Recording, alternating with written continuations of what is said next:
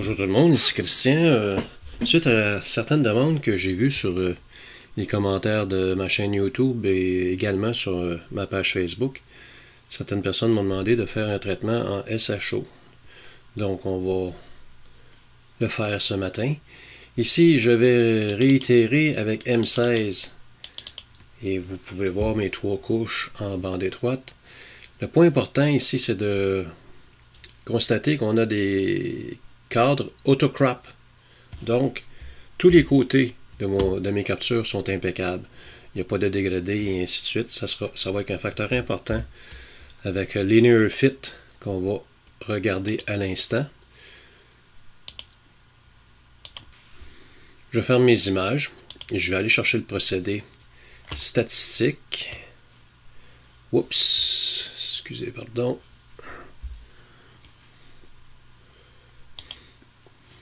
On peut voir ici, avec la couche hydrogène alpha, j'ai une moyenne de 0.009, autant que le point médian. Si je vais chercher la couche O3, on tombe à 0.004, donc on n'est pas le même nombre d'heures d'acquisition, ou encore, il y a moins de gaz dans ce type, dans nos captures, et le soufre 2 est souvent le canal le plus faible. Donc on va utiliser Linear Fit, mais je vais le faire à travers un conteneur de procédé. Donc, ça va me prendre une copie de mon hydrogène alpha, qui est mon canal le plus fort, parce qu'on ne peut pas appliquer Linear Fit sur la même image. On doit avoir une référence qui est différente. Donc, je me crée un clone simplement pour ça. Si je viens au niveau de... Si je clique à droite, je peux me créer ici un conteneur d'image. On va y revenir dans quelques instants. Donc, je veux commencer par un conteneur de procédé, donc on va aller dans Process Container, ici. Je vais m'ouvrir Linear Fit pour aller chercher ma référence et je choisis le clone de H-alpha que je vais venir glisser en dessous du root de mon conteneur de procédé. Par la suite, moi j'utilise la correction de dégradé de PixInsight. Je prends les valeurs par défaut, je fais simplement appliquer le modèle simplifié au niveau au degré 1 que j'ai déjà testé d'ailleurs.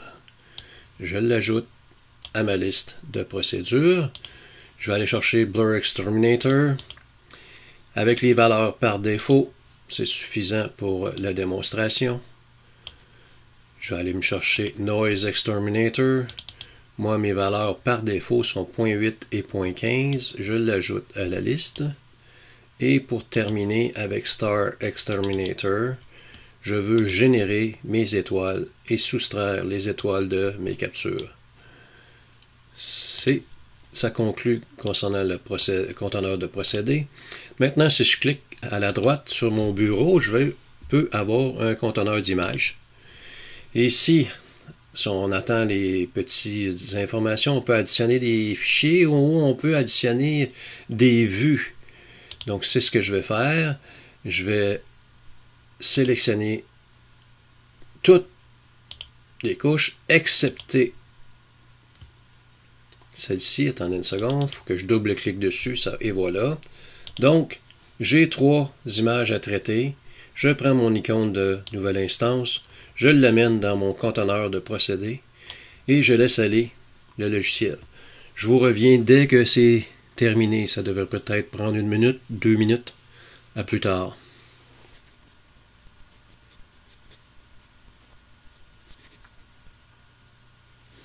Et voilà, c'est terminé. Dans mon cas, ça a pris 1 minute 49 avec mon système. Donc, je vais fermer le conteneur d'image.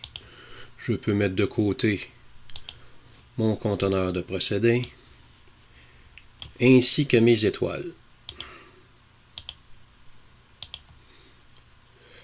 Je vais mettre le O en bas, le H ici, déformation professionnelle. Oups. Je clique à droite, je range mes icônes et je les déplace, tout simplement. Donc ici on peut voir hydrogène alpha. Si je viens voir au niveau de l'historique, j'ai vraiment eu une application de Linear Fit sur lui-même avec l'icône de clone.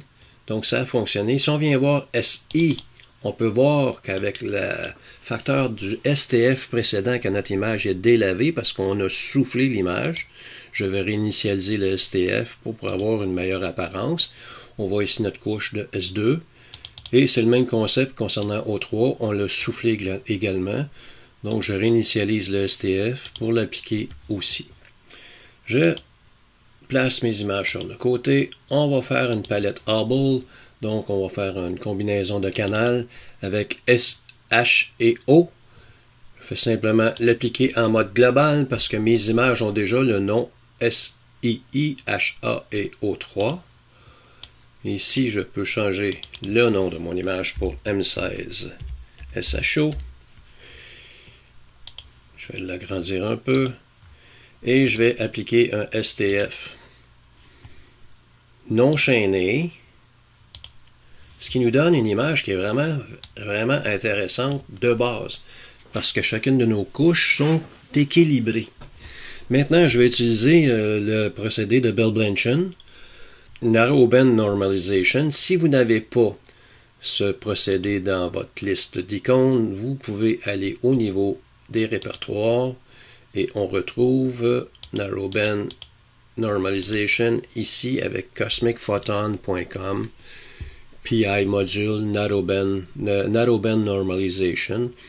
Les liens de répertoire vont être dans la description de la vidéo, donc vous pourrez télécharger le tout pour vous-même. Ici, je vais actionner le script, le procédé, pardon. Je vais actionner l'aperçu en temps réel. Nous avons une palette SHO et nous avons quelques options supplémentaires. Ici, le lightness est à off. On peut avoir l'option pour préserver nos teintes.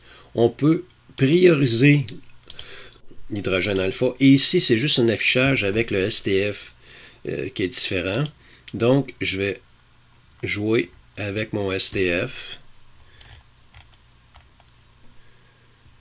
Je vais essayer d'agrandir le tout. Je peux assombrir mes tons moyens pour avoir un affichage qui me donne plus de possibilités de voir des dégradés. Donc, je vais noircir mes noirs, je vais approfondir mes noirs, souffler un peu mes tons moyens pour me donner une meilleure aperçu pour appliquer les paramètres. Est-ce que je veux diminuer le vert dans mon image? Donc, je vais appliquer le SCNR. Je vais souffler vers la droite jusqu'à 0.5 à peu près. Est-ce que je veux souffler l'oxygène 3, le bleu qui est au centre, en arrière des piliers de la création? Absolument, je vais souffler un peu mon oxygène 3. Est-ce que je veux augmenter les orangés avec le soufre 2? Allons-y voir, 1.1, 1.2. Donc, malgré que j'avais une très belle image assez neutre et bien balancée, on peut venir ici mettre notre petite touche personnelle pour augmenter les teintes et les saturations avant d'étirer notre image. Je vais l'appliquer. Et voilà. Je ferme le tout. Nous sommes encore dans le monde linéaire avec une image qui est vraiment intéressante. Donc, je vais utiliser le script de CTastro pour faire un étirement avec les statistiques. Je vais augmenter ma fenêtre pour une meilleure vue. Je veux descendre à 0.020 environ. Je veux augmenter la courbe de transformation avec un facteur de 0.10.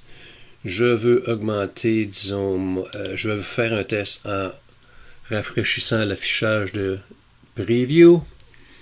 Et j'attends le résultat. Ici, je peux me déplacer pour avoir une meilleure visibilité. Est-ce que je veux augmenter un peu à 0.22? On fait un essai.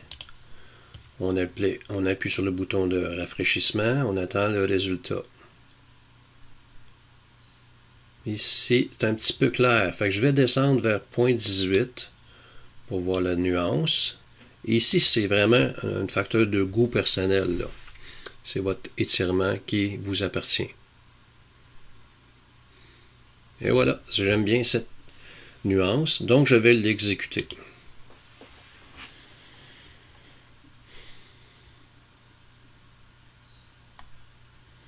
Le STF a été désactivé, donc je peux fermer le script. On a une image maintenant dans le monde étiré qui nous donne un rendement vraiment intéressant. On pourrait aussi, avec le procédé, nos étoiles qui sont monochromes dans les bandes passantes, il y a un très beau script de CT Astro, encore une fois, pour prendre des étoiles en bande étroite et fabriquer des étoiles en couleur RVB. Il s'agit simplement de sélectionner nos étoiles en HA, en O3 et en S2. On peut appliquer l'étirement qui est recommandé.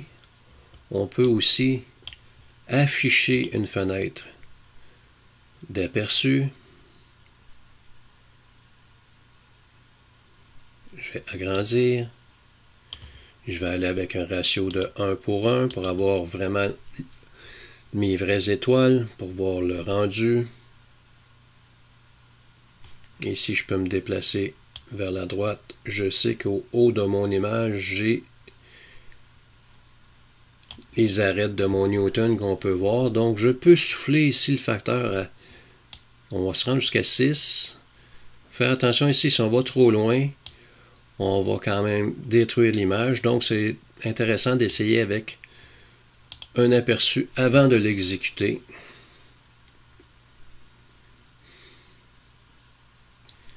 Je viens d'étirer mon étoile avec des belles arêtes intéressantes, donc je vais l'exécuter si je veux rajouter mes étoiles à la fin du procédé. Mais je vais vous avouer, ici nous avons nos étoiles. Si on vient voir, vous voyez, on a des étoiles bleues, des étoiles rouges, des étoiles jaunes. Nous avons toutes les couleurs de l'espace couleur RVB, vraiment, vraiment fort intéressant. Et on voit ici mon étoile avec les arêtes. Un très beau résultat, vraiment un beau script pour développer nos étoiles. Je vais les déplacer sur le côté. Je vais transférer mon image dans mon flux de couleurs, dans mon espace de travail flux de couleurs. J'ai plus de procédés pour peaufiner mon image. Ici, je vais prendre un LHE, un Local Histogram Equalization, à 25 pixels de diamètre.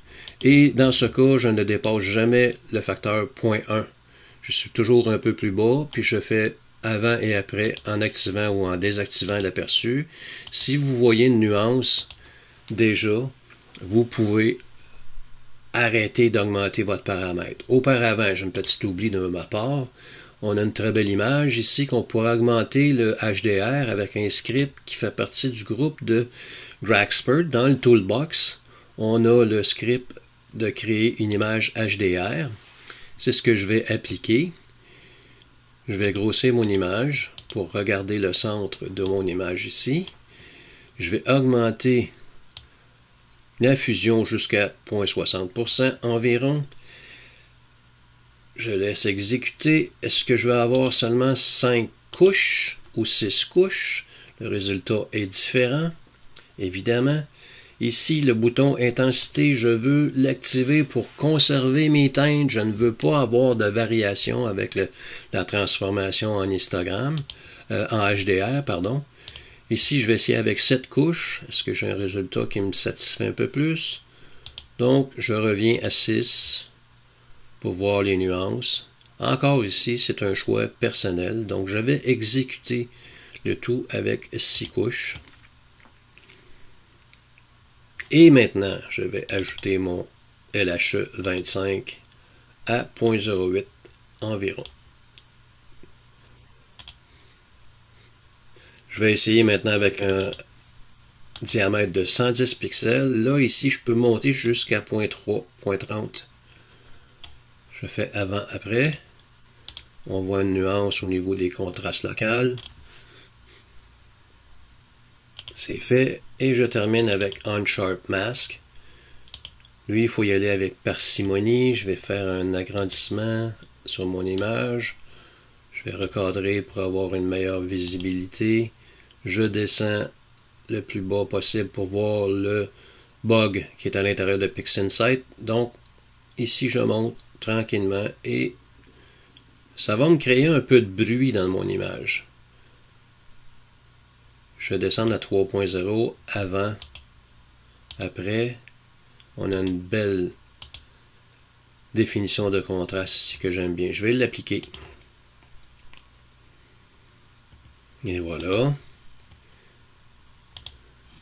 Je vais utiliser Noise Exterminator pour diminuer le bruit que le filtre OnSharp a appliqué, parce que il augmente le contraste du bruit et de la nébuleuse.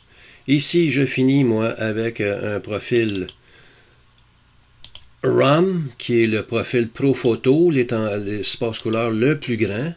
Je l'applique à mon image pour par la suite me sauvegarder un TIFF, mais un TIFF en 32 bits. Ici, je vais l'amener sur mon bureau.